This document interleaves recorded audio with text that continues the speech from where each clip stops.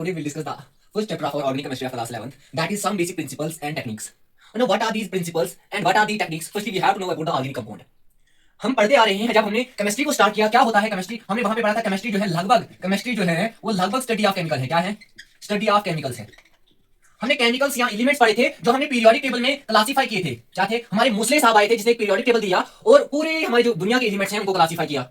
लगभग present day में आज 117 एलिमेंट पाए जाते हैं। अब बहुत सारे डिस्कवर हो रहे हैं नए, लेकिन आज जो प्रेजेंट डाटा है उसके मुताबिक कितने हैं।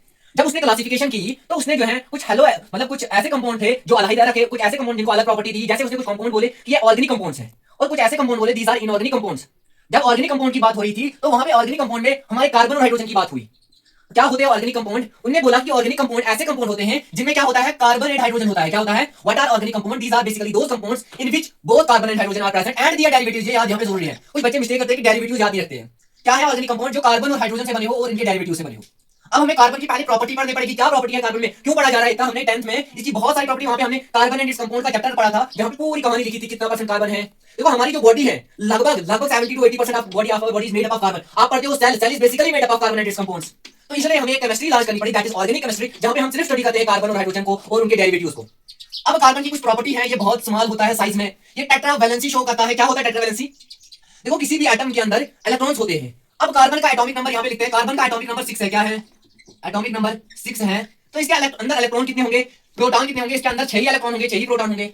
अब हमें पता है let's suppose it is a carbon compound, इसके पहले शेल में जो है, पहले शेल में सिर्फ 2 इलेक्ट्रॉन लग सकते हैं, तो दूसरे शेल में क्या होंगे? 4 इलेक्ट्रॉन होंगे जो रिवॉल्व कर रहे होंगे अराउंड द न्यूक्लियस। तो टेट्रावैलेंसी मतलब इसके outermost shell of the carbon is क्या है? 4 इलेक्ट्रॉन है। कितने हैं? 4 इलेक्ट्रॉन है। अब आता है कैटिनेशन।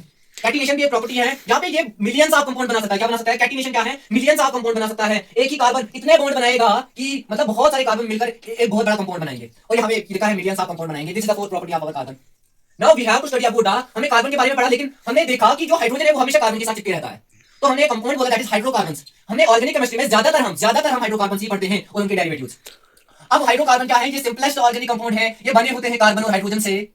और हमारे हाइड्रोकार्बन जो होते हैं वो 2 तरह के होते हैं। First one is saturated hydrocarbon and second one is unsaturated hydrocarbon. What are saturated hydrocarbon? There is two bond between single bond between carbon and carbon और also known as alkanes.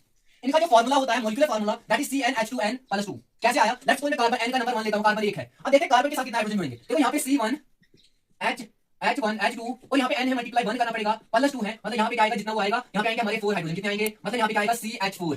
This is formula of methane of compound. अब देखते हैं unsaturated hydrocarbon क्या है। ऐसे hydrocarbon अगर carbon और carbon के बीच में डबल या ट्रिपल बॉन्ड हो, ऐसे हाइड्रोकार्बन को अनसैचुरेटेड हाइड्रोकार्बन कहा जाता है। और यहाँ पे जो है अगर डबल बॉन्ड है एल्कीन कहा जाता है और अगर ट्रिपल बॉन्ड है तो एल्काइन कहा जाता है।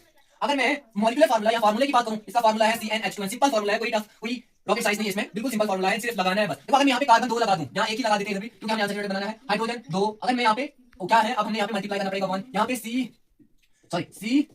फिलहाल तो यहाँ पे एक कार्बन से बनेगा ही नहीं क्योंकि डबल बॉन्ड बनाना है, तो कार्बन और कार्बन के बीच में डबल बॉन्ड बनना जरूरी है तभी कंपाउंड बनेगा। मतलब हम कार्बन 1 नहीं ले सकते, 2 ही लेना पड़ेगा। फिर यहाँ पे आएंगे हमारे C2H4। This is the compound. और एक बात बताऊं, अगर अनसैचुरेटेड हाइड्रोकार्बन की बात करें, वहां पे मीथेन मतलब पहला कंपाउंड नहीं होता जैसे यहाँ पे है। यहाँ पे पहला ही कंपाउंड बना मीथेन, यहाँ पे मीथेन नहीं बनेगा, यहाँ पे सीधा इथीन बनेगा। और फिर बात करते हैं एल्काइन की। यहाँ पे मॉलिक्यूलर फार्मूला क्या है? CnH2n-2, that is the molecular formula of alkynes. Here is triple bond between carbon and carbon. Now हमने आप इंट्रोडक्शन पढ़ ली कार्बन कंपाउंड के बारे में, जितनी कहानी एनसीईआरटी में हर एक कहानी मैंने इधर लिखी। नाउ अब हम आईयूपीएससी नोमेनक्लेचर पढ़ते हैं।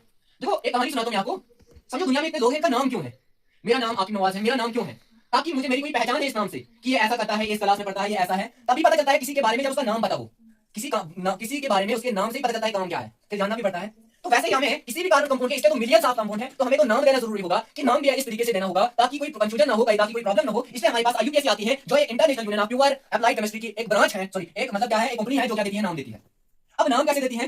देखो लेट्स सपोज मैं यहाँ पे एक आपको दिखाता हूं, लेट्स सपोज यहाँ पे कंपाउंड लेता हूँ। यहाँ पे कार्बन था, सिंगल बॉन्ड कार्बन था और कार्बन था, 3 कार्बन थे।